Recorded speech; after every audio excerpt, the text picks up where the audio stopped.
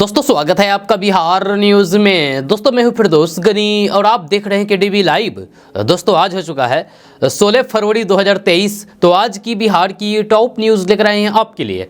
दोस्तों वीडियो शुरू करने से पहले आपको बता दूं कि अगर आप नए आए हैं इस चैनल पर तो फिर चैनल को सब्सक्राइब करके बेल आइकन को प्रेस कर दीजिए। साथ ही आपको बता दूं कि अगर आप अपने बिजनेस को केडीवी लाइव के माध्यम से प्रमोट करना चाहते हैं, अपने बिजनेस का प्रचार करना चाहते हैं तो आप ये काम बड़ी आसानी से कर सकते हैं। जहाँ इसके लिए आपको केडीवी लाइव की ऑफिशियल नंबर पर संपर्क करना होगा और ये नंबर आपके मोबाइल स्क्रीन पर दिख रहा है। इस नंबर पर संपर्क करके आप अपने बिजनेस को केडीवी लाइव के माध्यम से प्रमोट कर सकते हैं, प्रचार कर सकते हैं। तो अभी आप हमसे संपर्क करें और अपने बिजनेस को प्रचार करें। तो चलिए फिर शुरू करते हैं आज की पूरे बिहार की टॉप न्यूज़। दोस्तों आज बिहार न्यूज में सबसे पहले बात करते हैं कि बिहार में अभी से ही लोकसभा चुनाव 2024 को लेकर के तैयारी तेज हो गई है। तमाम पार्टियां लोकसभा चुनाव को लेकर के दावे करने लगी है। इस बीच बिहार सरकार के मंत्री जयंत राज ने बड़ा दावा किया है। उन्होंने कहा कि बिहार की जनता भाजपा से उब चुकी है। आगामी लोकसभा चुनाव में उनका बिहार से खाता भी नहीं खुलेगा। इससे पहले महागठबंधन के कई नेता इस तरह का दावा कर चुके हैं। जब बिहार सरकार के मंत्री जयंत राज ने कहा है कि बिहार के विकास के मुद्दे पर भाजपा ने आज तक कुछ नहीं किया है, चाहे वह विशेष राज्य का दर्जा का मामला हो या फिर अन्य किसी प्रकार की मांग। भाजपा सिर्फ धार्मिक और फिर जातीय उन्माद फैला करके देश और फिर राज्य की जनता को बरगला करके रखना चाहती है। लेकिन इस बार बिहार में भाजपा के कोई भी दाल नहीं गलेगा। वहीं महागठबंधन की रैली को लेकर के मंत्री ने कहा कि महागठबंधन के द्वारा 25 फरवरी को पूर्णिया में आयोजित रैली बेहद सफल रैली होगी। भाजपा के नेता कुछ भी बोले लेकिन जनता उन्हें जवाब देगी। दोस्तों बात करते हैं कि पूर्णिया एयरपोर्ट की मांग को लेकर के अब एयरपोर्ट फॉर पूर्णिया के बैनर तले पूर्णिया के आम से लेकर के खास वर्ग के लोग कमर कस चुके हैं। जब पूर्णिया से लेकर के दिल्ली तक यह आंदोलन जोर पकड़ चुका है। स्थापना दिवस के मौके पर ग्रीन पूर्णिया द्वारा RSAO चौक पर सांकेतिक एरोप्लेन उड़ा करके पूर्णिया एयरपोर्ट की मांग की गई है। इस मौके पर रंगोली और नुक्कड़ नाटक का आयोजन किया गया। आपको बता दूं कि 2015 में ही प्रधानमंत्री नरेंद्र मोदी ने पूर्णिया से उड़ान सेवा शुरू करने की घोषणा की थी। इसके बाद गोवासी गांव में 52 एकड़ जमीन का अधिग्रहण करके सरकार को सौंपी गई, लेकिन अब तक सरकार इसे चालू करने की दिशा में कदम आगे नहीं बढ़ाया गया है। जब लोगों का कहना है कि अगर एयरपोर्ट की मांग पूरी नहीं होती है तो फिर अगले लोकसभा चुनाव और फिर विधानसभा चुनाव में वोट का भी बहिष्कार किया जा सकता है। जब पूर्णिया के बुद्धिजीवी से लेकर के हर वर्ग के लोग इस एयरपोर्ट के लिए कमर कस चुके हैं। जब वही सामाजिक कार्यकर्ता और फिर एयरपोर्ट फॉर पूर्णिया के संयोजक विजय श्रीवास्तव ने कहा है कि पूर्णिया में पोर्टा केबिन के आधार पर उड़ान सेवा शुरू करने के सभी संसाधन मौजूद हैं। इसके बावजूद भी पूर्णिया से हवाई सेवा शुरू नहीं होना घोर उपेक्षा का परिणाम है। उन्होंने कहा कि एयरपोर्ट के लिए 52 एकड़ जमीन तो अधिग्रहण हुआ है, लेकिन एयरपोर्ट तक जाने के लिए 4 लेन सड़क की व्यवस्था नहीं है। ऐसे में केंद्र और राज्य को मिलकर के इस समस्या का समाधान करना चाहिए ताकि पूर्णिया और आसपास के कई प्रमंडल के करोड़ों लोगों को एयरपोर्ट की सुविधा मिल सके। दोस्तों बात करते हैं कि बिहार में ग्रामीण सड़कों के लिए केंद्र सरकार ने बड़ी राशि आवंटित की है। इस राशि से बिहार करीबन 2.5 दर्जन जिलों में स्वीकृत ग्रामीण सड़कों के निर्माण की रफ्तार जल्द ही तेज होगी। ये सड़कें अधिकतम 15 किलोमीटर तक लंबी है। इस राशि से इन सड़कों के निर्माण के साथ ही सैकड़ों की संख्या में छोटे बड़े पुलों का भी निर्माण किया जाएगा। प्रधानमंत्री ग्राम सड़क योजना के तहत इन सड़कों के निर्माण की प्रक्रियाएं जल्द धरातल पर उतरेगी। इसके लिए बिहार सरकार के ग्रामीण कार्य विभाग ने 5 से 15 करोड़ लागत वाली इन परियोजनाओं के लिए राशि जारी कर दी है। जहां ग्रामीण कार्य विभाग की ओर से मिली जानकारी के मुताबिक बिहार के 29 जिलों में 5 से 15 करोड़ लागत वाली कुल 165 ग्रामीण सड़कों तथा 19 पुलों के लिए कुल 1441 करोड़ रुपए की प्रशासनिक स्वीकृति दे दी गई है। इस राशि से 1441 किलोमीटर लंबी 65 ग्रामीण सड़कें तथा 1585 मीटर लंबाई के 19 पुल बनेंगे। जब विभागीय सूत्रों ने बताया है कि बनने वाली सभी सड़कों को बनाने के साथ ही जब 5 साल के अनुश्रवण की भी व्यवस्था होगी। इस मद में 112 करोड़ रुपए खर्च किए जाएंगे। जिन 29 जिलों में ग्रामीण सड़कें बनाई जाएगी उनमें है अरवल, बांका, भागलपुर, बेगूसराय, भोजपुर, बक्सर, छपरा, दरभंगा, पूर्वी चंपारण, गया, गोपालगंज, जहानाबाद, कैमूर, कटिहार, खगड़िया, किशनगंज, मधेपुरा, मधुबनी, मुजफ्फरपुर, पटना, पूर्णिया, रोहतास, सहरसा, समस्तीपुर, सीतामढ़ी, सुपौल, वैशाली और पश्चिमी चंपारण जिलों में PMJSY 3 के तहत स्वीकृति, पथों एवं पुलों के लिए परियोजनाओं की स्वीकृति दे दी गई है। भारत सरकार के ग्रामीण विकास मंत्रालय ने नवंबर 2022 के आखिर में PMJSY 3 के तहत बिहार में 2438 किलोमीटर लंबाई के ग्रामीण सड़क परियोजनाओं को मंजूरी दी है। इसके साथ ही 3241 मीटर लंबाई के 72 पुलों के निर्माण पर भी मुहर लगी है। दोस्तों बात करते हैं कि बिहार में प्रेम प्रसंग में हत्या का एक ऐसा मामला सामने आया है जिसमें किस डे के दिन प्रेमी युगल की कोर्ट में शादी होती है और वैलेंटाइन डे की रात प्रेमिका की हत्या करके शव को कुएं में फेंक दिया जाता है। हत्या का आरोप प्रेमी और उसके परिवार वालों पर लगाते हुए थाना में केस दर्ज किया जाता है। वैलेंटाइन डे के दिन लड़की की हत्या के इस मामले से सब हैरान है। जिस लड़की ने अपने घर वालों को किसी तरीके से मना करके प्रेमी से शादी की, उसका शव कुएं से मिलने के बाद सनसनी फैल गई है। ये मामला बिहार के जमुई जिले के गिद्धौर थाना इलाके की मोरा गांव का है, जहां सूचना के बाद पुलिस ने गांव के कुएं से सलमा खातून का शव बरामद किया है।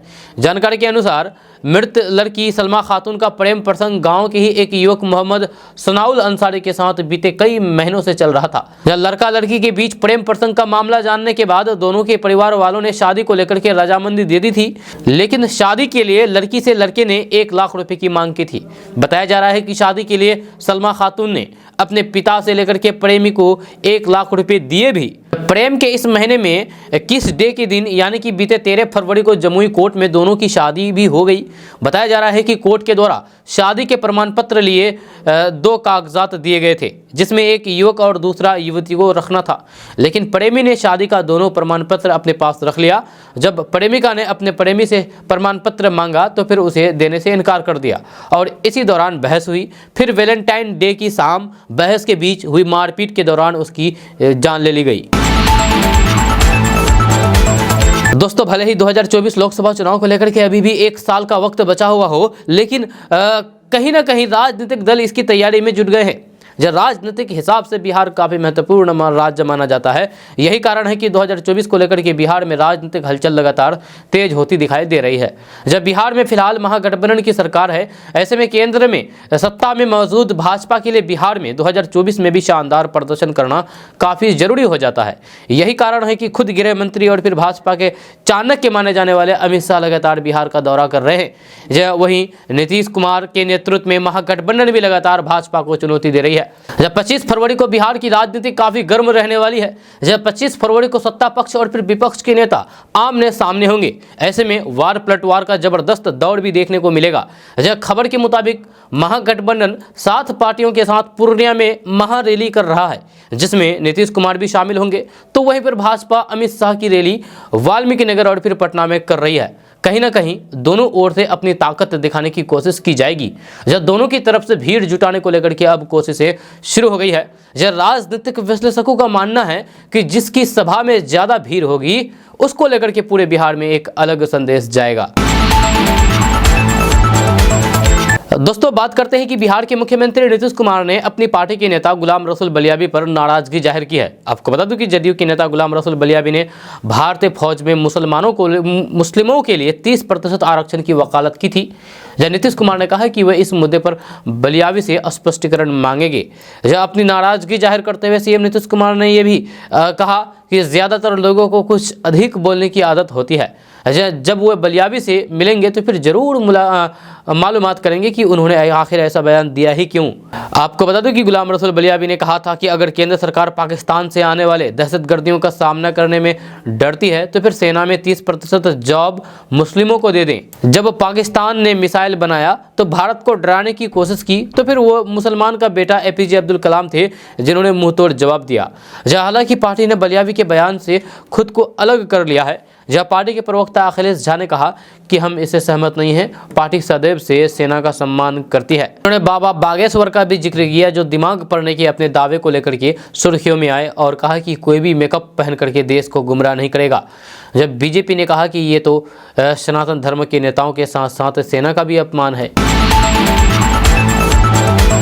दोस्तों बात करते हैं कि एक तरफ बिहार के मुख्यमंत्री नीतीश कुमार समाधान यात्रा पर निकले हुए हैं तो फिर वही दूसरी तरफ उनके ही सरकार में सहयोगी और फिर बिहार के पूर्व मुख्यमंत्री जीतन राम मांझी गरीब जोड़ो यात्रा पर निकल चुके हैं। इस बीच अपनी इस यात्रा में जीतन राम मांझी ने एक बार फिर से बिहार सरकार की तरफ से उनकी अनदेखी करने की बात कह डाली है। बिहार के पूर्व मुख्यमंत्री जीतन राम मांझी ने कहा है कि जब मैं मुख्यमंत्री था तो फिर बेरोजगारों के लिए रोज बेरोजगारी भत्ता की घोषणा की गई थी, लेकिन मेरे मुख्यमंत्री पद से हटते ही सूबे के नए और फिर वर्तमान मुख्यमंत्री नीतीश कुमार ने बेरोजगारी भत्ता का नाम बदल करके स्टूडेंट क्रेडिट कार्ड रख दिया। लेकिन आज स्टूडेंट क्रेडिट कार्ड लेने के लिए छात्रों को कार्यालय के चक्कर लगाते लगाते जूते घिस रहे हैं। इसके बावजूद भी कई लोग सही ढंग से इसका फायदा नहीं ले पाते हैं। इसके आगे जीतन राम मांझी ने कहा है कि राज्य के अंदर कई ऐसे बुनियादी सुविधाएं हैं जो अभी भी आम लोगों को नहीं मिल पा रही है। इसको लेकर के आम लोग कार्यालय के चक्कर लगाते लगाते थक जा रहे हैं। अब हमारी ये यात्रा इन्हीं बातों को जगाने के लिए निकला गया है। इस यात्रा के जरिए गरीब लोगों को सभी बात की जानकारी ली जा रही है। इस यात्रा के लिए गरीब लोगों से सभी बात की जानकारी ली जा रही है और सरकार तक इस बात को पहुंचाया जाएगा। वहीं महागठबंधन में टूट होने की बातों पर जीतन राम मांझी ने कहा है कि कुछ लोग जब हार जाते हैं तो फिर अनाप शनाप बोलते रहते हैं, इसीलिए ऐसी कोई भी बात नहीं है। 2024 में महागठबंधन पूरी एकता और फिर दमखम के साथ चुनाव लड़ेगा और भारी बहुमत से जीत हासिल करेगा। हालांकि उन्होंने एक बार फिर से महागठबंधन में कोऑर्डिनेट कमेटी की मांग को लेकर के कहा कि यह हमारी पुरानी मांग है, ये मेरी मांग नहीं है बल्कि महागठबंधन की मांग है। दोस्तों बात करते हैं कि बिहार के मुख्यमंत्री नीतीश कुमार अपने समाधान यात्रा के आज 28वां दिन में है। सीएम नीतीश कुमार कल यानी कि 15 फरवरी को गोपालगंज में मौजूद रहे। जी हाँ, मुख्यमंत्री नीतीश कुमार यहां बिहार सरकार की तरफ से चलाई जा रही योजनाओं की समीक्षा किया और फिर इन इलाकों में चल रहे विकास कार्यों का भी जायजा लिया। जब वहीं सीएम नीतीश कुमार के आगमन को लेकर के सुरक्षा काफी पुख्ता इंतजाम किया गया था। जब सीएम यहां हवाई मार्ग के जरिए पहुंचा और फिर सड़क मार्ग का उपयोग करके इलाके का जायजा लिया। सीएम नीतीश कुमार की समाधान यात्रा में हॉस्टल का उद्घाटन भी किया गया। जब सीएम नीतीश कुमार यहां कुचायकोट के सिपाहा में स्थित पॉलिटेक्निक कॉलेज में 900 बेड वाले हॉस्टल का उद्घाटन किया। इसके बाद वार्ड 14 में विभिन्न योजनाओं का निरीक्षण किया। इसके बाद इंजीनियरिंग कॉलेज में अधिकारियों के साथ समीक्षा बैठक किया। दरअसल बिहार के मुख्यमंत्री नीतीश कुमार इन दिनों समाधान यात्रा पर निकले हुए हैं। जी हाँ, वही सीएम नीतीश कुमार की यह 14वीं यात्रा है। इस यात्रा में वे राज्य के तमाम जिलों में जाकर के वहां की समस्याओं को सुन रहे हैं और राज्य सरकार की तरफ से चलाई जा रही योजनाओं का क्या असर हो रहा है उसका जायजा भी ले रहे हैं। इसके साथ ही सीएम नीतीश कुमार कई नई योजनाओं का उद्घाटन और फिर शिलान्यास भी कर रहे हैं। दोस्तों बात करते हैं कि बिहार में कैबिनेट का विस्तार होना है क्योंकि कई मंत्री पद खाली हैं। जब बिहार के डिप्टी सीएम तेजस्वी यादव ने दिल्ली में मीडिया को बयान दिया था कि जदयू, आरजेडी और कांग्रेस अपना अपना तय कर ले और फिर इस पर बातचीत हो जाएगी। तेजस्वी यादव ने यह बयान तो दिया लेकिन कैबिनेट विस्तार को लेकर के कांग्रेस और आरजेडी में जंग छिड़ गई है। बिहार कांग्रेस तेजस्वी यादव को मानने के लिए तैयार नहीं है। जब कैमूर में मंगलवार को एक दिन का कार्यक्रम था, इसी में शामिल होने के लिए अखिलेश प्रसाद सिंह पहुंचे थे। यहां कार्यकर्ताओं ने उनका जोरदार स्वागत किया। यहीं पर कांग्रेस के बिहार प्रदेश अध्यक्ष अखिलेश प्रसाद सिंह ने कहा कि ये होगा कि जिसका जो हक है पार्टी के अनुसार नीतीश कुमार देंगे। उन्होंने अपनी बात रख दी और फिर आगे नीतीश कुमार जो करे। वहीं पर पशुपति कुमार पारस ने एक बयान दिया था और पशुपति कुमार पारस ने कहा था कि 2024 में नीतीश सरकार गिरेगी। इस पर उन्होंने कहा कि उनकी नौकरी 2024 में जरूर जाने वाली है। 2023 में कुछ नहीं होने वाला है। 2024 में भारतीय जनता पार्टी के साथ जो मंत्रिमंडल के नौकरी में हैं उनकी नौकरी जाने वाली है, तभी वह इस तरह का बयान दे रहे हैं। दोस्तों बात करते हैं कि बीबीसी के दिल्ली और फिर मुंबई दफ्तर में मंगलवार को आईआईटी की रेड हुई, यानी कि आईआईटी की छापामारी हुई। इसको लेकर के देश भर में बयानबाजों का सिलसिला चल पड़ा। नेताओं की ओर से उनकी प्रतिक्रिया भी आती देखी। इस बीच बिहार के मुख्यमंत्री नीतीश कुमार से इसको लेकर के सवाल किया गया। जैसे नीतीश कुमार समाधान यात्रा के क्रम में मंगलवार को समस्तीपुर जिला के अंतर्गत उजियारपुर प्रखंड पहुंचे थे। इस दौरान पुलवामा हमले की रिपोर्ट नहीं आने और फिर बीबीसी के दिल्ली और फिर मुंबई के दफ्तर पर आईआईटी रेड के सवाल को वह टाल गए। सीएम नीतीश कुमार से दोबारा बीबीसी वाले मुद्दे पर सवाल किया गया तो उन्होंने अपने चिर परिचित पुराने अंदाज में कहा कि पता नहीं, डीएम साहब से पूछते हैं। इसी बीच साथ में मौजूद वित्त मंत्री विजय कुमार चौधरी ने सीएम नीतीश कुमार को बताया है कि सुबह से न्यूज में चल रहा है। इससे पहले भी सीएम नीतीश कुमार ने जीविका दीदियों द्वारा जैविक विधि से की जा रही मिश्रित खेती का मुआयना किया। दोस्तों बात करते हैं कि बिहार में राज्य सरकार के स्वामित्व वाले सभी 18 हवाई अड्डों पर 2-2 हेलीपैड बनेंगे। जी हाँ, बिहार सरकार विभिन्न जिलों के इन सभी एयरपोर्ट को विकसित करेगी।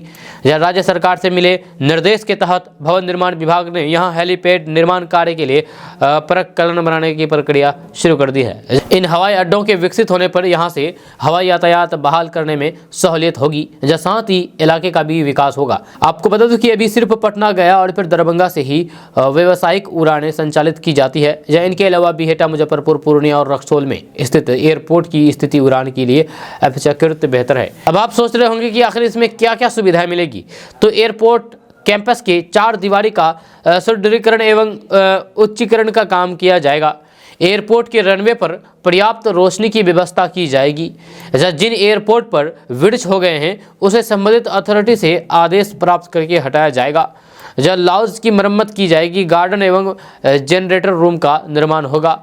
इन जगहों पर उपयुक्त क्षमता के जनरेटर भी लगाए जाएंगे। इन हवाई अड्डों के विकसित होने पर यहां से हवाई यातायात बहाल हो जाएंगी।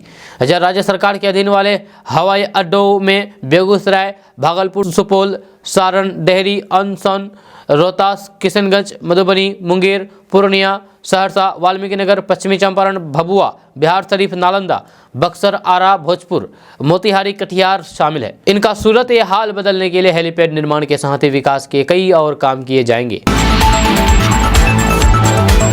दोस्तों बात करते हैं कि बिहार में अब नवोदय विद्यालय के तरह ही छात्रों के लिए विशेष स्कूल खोले जा रहे हैं। यह सरकार इसकी तैयारी में लगी हुई है। दरअसल लड़कियों की शिक्षा को लेकर के मुख्यमंत्री नीतीश कुमार हमेशा सक्रिय कदम उठाते रहे हैं और अब इसी दिशा में ये पहल की जा रही है, जिसमें बिहार में अति पिछड़ा कन्या विद्यालय खोले जाने हैं। यह वर्तमान में 11 जिलों में ये विद्यालय संचालित हो रहे हैं और अब 7 जिलों में इस विद्यालय के भवन निर्माण को मंजूरी दे दी गई है। जब बिहार के सभी जिलों में नवोदय विद्यालय की तर्ज पर ही पिछड़ा अति पिछड़ा कन्या विद्यालय खुलेगा। ये विद्यालय आवासीय होगा। इन स्कूलों में तमाम वही सुविधाएं होगी जो नवोदय विद्यालय में दिए जाते हैं। एडमिशन भी नवोदय विद्यालय के जैसे ही मिलेगा, जबकि पढ़ाई और फिर हॉस्टल भी उसी तर्ज पर होगा। आपको बता दो कि पिछड़ा अति पिछड़ा कल्याण विभाग ने इस संबंध में व्यापक कार्य योजना तैयार की है। इस समय 11 जिलों में ऐसे 12 विद्यालय चल रहे हैं। जब पटना में 2 विद्यालय चल रहे हैं, जबकि गया, सासाराम, सारण, मुजफ्फरपुर, दरभंगा, समस्तीपुर, सहरसा, पूर्णिया, मुंगेर और भागलपुर में एक एक विद्यालय चल रहे हैं। जब पिछले दिनों 7 जिलों में विद्यालय के भवन निर्माण की मंजूरी कैबिनेट ने दे दी है। इन जिलों में जल्द विद्यालय के भवन का निर्माण कार्य शुरू होने जा रहा है। दोस्तों बात करते हैं कि साल 2024 के लोकसभा चुनाव में भाजपा के क्लीन स्वीप करने के केंद्रीय गृह मंत्री अमित शाह के दावे पर पत्रकार के सवाल पर बिहार के मुख्यमंत्री नीतीश कुमार ने कहा कि वे लोग खुशी मनाएं। हम लोग काम करने वाले आदमी हैं, हम लोग जनता की सेवा कर रहे हैं। अभी हम लोग कोई भी राजनीतिक बात नहीं कर रहे हैं। हमसे अभी ये सब सवाल मत पूछिए। अभी हम लोग सभी लोगों के हित में काम करने और फिर सबके उत्थान में लगे हुए हैं।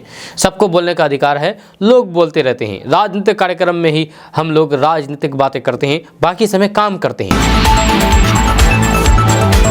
दोस्तों बात करते हैं कि योग गुरु बाबा रामदेव अपने विवादित बयान को लेकर के जाना जाता है। यह खास करके योग गुरु बाबा रामदेव मुसलमानों को टारगेट करते हैं। योग गुरु बाबा रामदेव ने अपने विवादित बयान को लेकर के सफाई दी है। कुछ दिन पहले ही मुसलमानों को लेकर के उन्होंने विवादित बयान दिया था। राजस्थान में योग गुरु बाबा रामदेव ने मुसलमानों को दहशतगर्द और लड़कियों के साथ गलत काम करने वाला बताया था। जी हाँ, इस बयान पर बवाल हुआ तो अब योग गुरु बाबा रामदेव ने सफाई दी है। सफाई देते हुए कहा है कि मैंने किसी विशेष वर्ग, समूह या फिर मजहब के बारे में कुछ नहीं कहा था, बस कुछ सिर्फ बड़े लोगों के लिए बोला था जो हर समूह, मजहब और फिर में होते हैं। इस बात को कोई अपने ऊपर लेकर के सोचता है तो फिर उस चोर के दाड़े में तिनका है। यानी कि बाबा रामदेव एक तो गलत बयानबाजी कर रहे हैं मुसलमानों के खिलाफ, साफ मुसलमानों को टारगेट कर रहे हैं, ऊपर से बोलते हैं कि हम ऐसा नहीं कहे थे। जिनको बुरा लगना है लगे, मेरा क्या है, ये बाबा रामदेव का कहना है। बाबा रामदेव ने मीडिया से कई मुद्दों को लेकर के बातचीत की है। इस दौरान उन्होंने कहा कि अल्लाह और भगवान एक है, लेकिन धर्म के ठेकेदार ने धर्म के नाम पर अपनी अपनी सहूलियत के लिए समाज के नियमों से खेल खेलते हैं। योग गुरु बाबा रामदेव ने कहा है कि मैं एक धर्म के ठेकेदारों के खिलाफ हूं और इसकी जिम्मेदारी लेता हूं। दोस्तों बात करते हैं कि जदयू के राष्ट्रीय महासचिव गुलाम रसूल बलियावी ने सेना पर दिए गए विवादित बयान से उनकी पार्टी ने किनारा कर लिया है। जदयू ने सेना को लेकर के बलियावी की तरफ से दिए गए बयान को उनका व्यक्तिगत बयान बताया है। जदयू के मुख्य प्रवक्ता और एमएलसी नीरज कुमार के मुताबिक सेना को धर्म और फिर जाति के पैमाने पर देखना कहीं सही नहीं है और बलियावी के बयान को सही नहीं ठहराया जा सकता। जब बलियावी के बयान पर बीजेपी के प्रवक्ता निखिल आनंद ने कहा कि गुलाम रसूल बलियावी को मुसलमानों को इतनी ही चिंता है, तो फिर 80% पसमानंदा समाज को उनकी संख्या के अनुपात में समुचित सम्मान, न्याय, भागीदारी दिलाने के लिए धर्म सुधार आंदोलन चलाएं। बलियावी का बयान हिंदू सनातन धर्मगुरुओं के साथ ही भारतीय सेना के खिलाफ है। दोस्तों, बात करते हैं कि बिहार में स्वास्थ्य सिस्टम को बेहतर करने की तेजस्वी यादव की कोशिश को उन्हीं के डॉक्टर मिट्टी पलीद करने में लगे हुए हैं। इसका बड़ा उदाहरण नवादा के सदर अस्पताल में देखने को मिला, जहां सड़क दुर्घटना में घायल 4 छात्रों को इलाज के लिए लाया गया, जहां लेकिन डॉक्टर नहीं रहने के कारण 2 युवकों की जान चली गई। वहीं 3 युवकों की हालात गंभीर बताई जा रही है, जिसके बाद मृतकों के परिवार वालों ने अस्पताल में ही हंगामा शुरू कर दिया। जहां उन्होंने आरोप लगाया है कि अगर समय रहते डॉक्टर इलाज शुरू कर देते तो फिर जान बच सकती है। आपको बता दूं कि बुधवार को परीक्षा देने के लिए 4 छात्र एक मोटरसाइकिल पर सवार होकर के केंदुआ विद्यालय नवादा आ रहे थे। इसी दौरान कादिरगंज थाना इलाके में नलपर गांव के पास ट्रक की चपेट में आने से बाइक सवार 4 युवक गंभीर रूप से घायल हो गया। स्थानीय लोगों की मदद से सभी घायलों को नवादा के सदर अस्पताल में भर्ती कराया गया, जहां इलाज नहीं होने के कारण विजय मिस्त्री का पुत्र संकेत कुमार नामक एक व्यक्ति की जान चली गई। मृतक के परिवार वालों ने कहा कि डॉक्टर नहीं रहने के कारण ही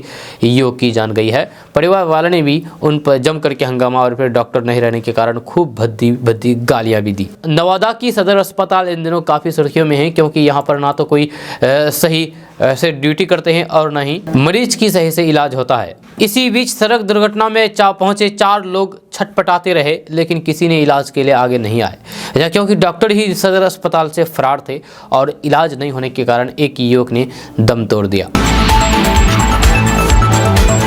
दोस्तों, बात करते हैं कि राजस्व एवं भूमि सुधार विभाग सरकारी जमीन के मामलों में सरकार का पक्ष रखने में लापरवाही बरतने वाले अंचल अधिकारियों पर कठोर कार्रवाई करने के मोड में है। यह सभी डीएम को उनके खिलाफ विभागीय कार्रवाई करने के लिए आदेश जारी कर दिए हैं। यह राजस्व एवं भूमि सुधार विभाग के सचिव सह निदेशक भू अभिलेख और परिमाप जय सिंह ने मंगलवार को बंदोबस्त पदाधिकारियों की मासिक बैठक में ये आदेश दिए हैं। यह सचिव ने भूमि सर्वेक्षण का कार्य संतोषजनक नहीं पाए जाने पर जमुई और फिर जहानाबाद के बंदोबस्त पदाधिकारियों का वेतन रोक दिया गया है, कारण बताओ नोटिस जारी किया है। जब नालंदा, सहरसा, पूर्णिया, किशनगंज, कटिहार, खगड़िया, जमुई, जहानाबाद और फिर लखीसराय के सभी सहायक बंदोबस्त पदाधिकारी मुख्यालय का वेतन रोका गया है। जब नोटिस का जवाब संतोषजनक नहीं होने पर विभागीय कार्रवाई की जाएगी। बिहार में फिलहाल 20 जिलों में 89 अंचलों के 208 शिविरों के 4887 मरीजों में भूमि सर्वे का काम चल रहा है। दोस्तों, बात करते हैं कि पूर्व सांसद और बाहुबली नेता आनंद मोहन की बेटी की शादी के पहले उनकी रिहाई को लेकर की भी सियासत तेज हो गई है। अभी तक कई कार्यक्रमों में उनकी रिहाई की मांग उठ चुकी है। जब उनकी पत्नी लवली आनंद और फिर उनके बेटे चेतन आनंद ने मिलकर के आनंद मोहन की रिहाई के लिए कई अभियान भी चलाए हैं। जब अभी हाल ही में पटना के मिलर स्कूल ग्राउंड में महाराणा प्रताप की पुण्यतिथि पर आयोजित कार्यक्रम में भी मुख्यमंत्री नीतीश कुमार के सामने बाहुबली नेता की रिहाई की मांग उठी थी। आनंद मोहन फिलहाल अपनी बेटी की शादी में पैरोल पर जेल से बाहर आए हैं। जब अब उनकी रिहाई की मांग पूर्व उप मुख्यमंत्री सुशील कुमार मोदी ने की है। जब पूर्व उप मुख्यमंत्री एवं राज्यसभा सदस्य सुशील कुमार मोदी ने कहा कि जब राजीव गांधी की हत्या में दोषी पाए गए लोगों को रिहा किया जा सकता, तब पूर्व सांसद आनंद मोहन की रिहाई भी संभव है। इसके लिए राज्य सरकार को कानून का पालन करते हुए गंभीरता से पहल करनी चाहिए। दोस्तों, बात करते हैं कि कल दिल्ली में बीबीसी के दफ्तर पर आईटी की रेड हुई। आईटी की छापेमारी हुई। बीबीसी के दफ्तर को सील कर दिया गया और सभी कर्मचारियों के फोन बंद कर दिए गए। यह कर्मचारियों को घर जाने के लिए भी कह दिया गया। बीबीसी पर चल रही आईटी की रेड को लेकर के ललन सिंह ने जबरदस्त प्रतिक्रिया दी है। जदयू के अध्यक्ष ललन सिंह ने कहा कि ये कैसा लोकतंत्र है, जो भी उनके खिलाफ बोलेगा या फिर लिखेगा उनका यही हश्र होगा। जिसको भी बोलना या फिर लिखना हो, पहले इन्हें दिखाना होगा, वरना बुरा परिणाम भुगतना पड़ेगा। आखिर सरकारी तोतों का कितना और कब तक दुरुपयोग करेगी मोदी सरकार। ललन सिंह ने मीडिया संस्थान पर हो रहे रेड को लेकर के नाराजगी जताई है। जब मंगलवार की सुबह से ही आयकर विभाग द्वारा ब्रिटिश ब्रॉडकास्टिंग कॉर्पोरेशन यानी कि बीबीसी के दिल्ली और फिर मुंबई स्थित दफ्तर पर सर्वे किया जा रहा है। बीबीसी पर ट्रांसफर प्राइसिंग नियमों के तहत गैर अनुपालन हस्तांतरण मूल्य निर्धारित मापदंडों का लगातार और फिर जानबूझ करके उल्लंघन करने और फिर जानबूझ कर मुनाफे की महत्वपूर्ण राशि को डाइवर्ट करने का आरोप लगा है। इन्हीं आरोपों की जांच करने के लिए सर्वे आयोजित किए गए हैं। दोस्तों बात करते हैं कि मंगलवार को जन सुराज पद यात्रा के चलते चुनावी रणनीतिकार प्रशांत किशोर ने सिवान में एक आम सभा को संबोधित किया। इसके चलते प्रशांत किशोर ने कहा है कि केवल महागठबंधन बना करके बीजेपी को हराया नहीं जा सकता है। देश में 2015 के बाद जहां भी महागठबंधन के प्रयास हुए वह नाकाम रहे। जब प्रशांत किशोर ने कहा कि हमें सबसे पहले यह समझना होगा कि जन सुराज कोई दल नहीं है तथा ना ही हम कोई वोट मांगने आए हैं। आप जिसको वोट देते हैं उसको ही वोट दीजिए, यह क्योंकि आप ये समझ नहीं पा रहे हैं कि आपकी लड़ाई किससे है। उन्होंने कहा कि आपकी लड़ाई काफ़ी से है, मगर आप ऐसा कभी नहीं हो सकता है कि सारे दल एक साथ आ जाए तो फिर बीजेपी हार जाएगी। मगर ऐसा एक बार हुआ है, वो भी 2015 के बिहार विधानसभा चुनाव में उस महागठबंधन ने मिलकर के बीजेपी को हरा दिया था। तब उस महागठबंधन की नींव हमने रखी थी। आगे प्रशांत किशोर ने कहा है कि उसके बाद किसी भी प्रदेश में महागठबंधन बीजेपी को हरा नहीं पाया है, क्योंकि आप बीजेपी को दलों का साथ जोड़ करके नहीं हरा सकते। बीजेपी को हराने के लिए विचारधारा की आवश्यकता है, जिसके लिए कोई भी दल बीजेपी की भांति काम नहीं कर रहा है, यानी कि बीजेपी की तरह काम नहीं कर रहा है। दोस्तों बात करते हैं कि वैसे तो कोरोना ने बाजार और उत्पादन पर प्रतिकूल असर डाला था, लेकिन इसका दूसरा पहलू यह है कि कोरोना ने कई चीज़ों का महत्व भी हमें समझा दिया है। जो आहार में न्यूट्रिशन या फिर पोषायुक्त आहार भी इन्हीं में से एक है। कोरोना संकट काल में लोग अपनी और परिवार की इम्यूनिटी के प्रति काफ़ी सजग हो गए थे। इसका असर ये हुआ था कि पोषण से भरपूर मखाने की डिमांड काफ़ी बढ़ गई थी। यह डिमांड बढ़ने के कारण मखाना की कीमत 16,000 रुपये प्रति क्विंटल तक पहुँच गई थी, और जब कीमत बढ़ी तो फिर मखाना उत्पादन के प्रति लोगों की ललक भी बढ़ी। इसके बाद बिहार में मखाना के उत्पादन में 10 से 20% की बढ़ोतरी दर्ज की गई है। जब मखाना का उत्पादन तो बढ़ गया, लेकिन सुचारू बाजार व्यवस्था नहीं होने और फिर कोरोना संकट टालने के बाद मखाना की घटती डिमांड ने अब मखाना उत्पादक किसानों की परेशानी बढ़ा दी है। अभी मखाना उत्पादक किसानों को उनके उत्पाद की उचित कीमत नहीं मिल पा रही है। ये सच तिलका मंच भागलपुर विश्वविद्यालय परिसर में स्थित agro economic research centre Bihar Jharkhand के अध्ययन के बाद सामने आया है। इकोनॉमिक रिसर्च सेंटर ने मखाने की आपूर्ति श्रृंखला, विपणन एवं प्रसंस्करण पर रिसर्च किया है। सेंटर की ओर से दरभंगा और फिर कटिहार जिले में मखाना उत्पादन और फिर मार्केटिंग चैनल को ध्यान में रख करके अध्ययन किया गया है, रिसर्च किया गया है। कटिहार और दरभंगा में अध्ययन के दौरान 200 मखाना उत्पादकों के बीच सर्वे किया गया था।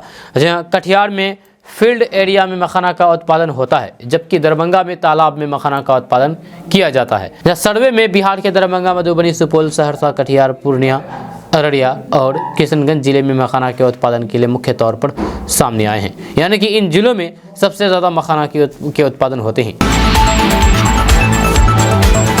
दोस्तों बात करते हैं कि इस साल रबी की फसल काफ़ी अच्छी रहने के अनुमान है, और पिछले साल के मुकाबले इसके 44 लाख टन ज़्यादा रहने की उम्मीद है। इस साल गेहूं का उत्पादन 11 करोड़ 21 लाख टन रहने की उम्मीद है, और इस अनुमान को देश के कृषि मंत्रालय ने अपने फूड प्रोडक्शन के औसत अनुमान में बताया है। इस साल अगर गेहूं की फसल अच्छी रहती है तो फिर इसका असर आगे चल कर के आटे के दाम पर भी देखा जा सकता है, और यह सस्ता हो सकता है। इस साल गेहूं की पैदावार रिकॉर्ड लेवल पर जा सकती है, और फिर इसके पीछे का कारण साफ है। देश में इस साल रिकॉर्ड क्षेत्र में गेहूं की बुआई हुई है, तो फिर वहीं गेहूं के रिकॉर्ड उत्पादन की संभावना भी विशेषज्ञों ने जताई है।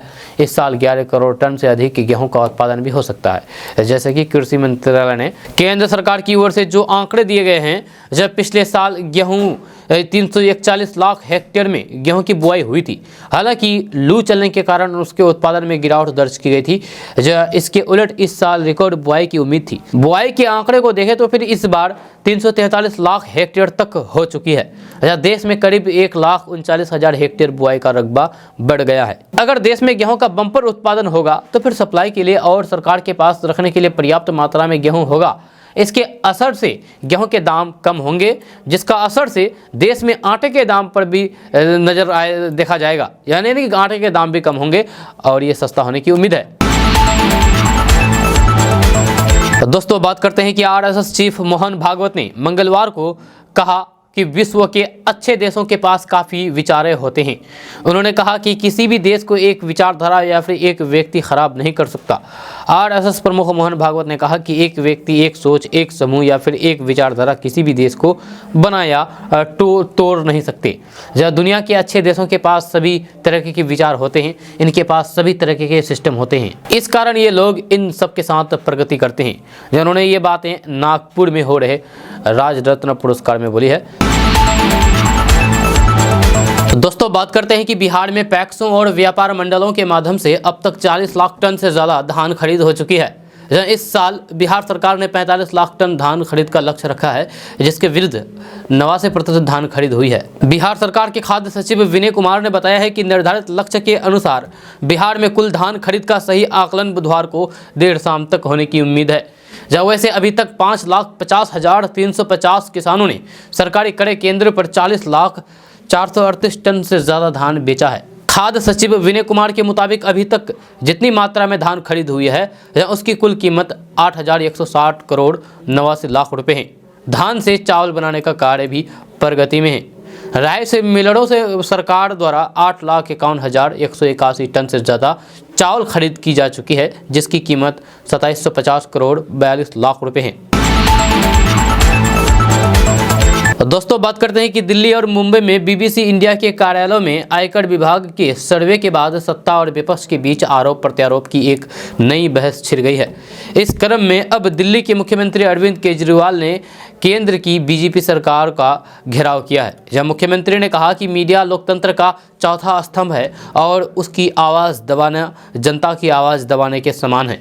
आयकर विभाग द्वारा बीबीसी के कार्यालयों में एक सर्वे अभियान चलाने के एक दिन बाद केजरीवाल की ये टिप्पणी आई है। मुख्यमंत्री अरविंद केजरीवाल ने ट्वीट करके लिखा है कि मीडिया लोकतंत्र का चौथा स्तंभ है और इसकी स्वतंत्रता पर हमला जनता की आवाज़ को दबाने के समान है। जो भी भाजपा के खिलाफ बोलता है, ये लोग उसके पीछे CBI, ED और IT लगा देते हैं। उन्होंने आगे कहा है कि क्या बीजेपी देश की लोकतांत्रिक व्यवस्था और संस्थानों को कुचल करके पूरे देश को अपना गुलाम बनाना चाहती है। वहीं दूसरी ओर बीबीसी इंडिया के खिलाफ आयकर विभाग का सर्वेक्षण अभियान बुधवार को दूसरे दिन भी जारी रहा। जब प्राप्त जानकारी के अनुसार अधिकारी संगठन के इलेक्ट्रॉनिक्स और पेपर आधारित वित्तीय डेटा के प्रतियां बना रहे हैं। IT के सर्वे को लेकर के आयकर अधिकारियों ने कहा कि ये कार्रवाई टैक्स चोरी की जांच के सिलसिले में चल रही है।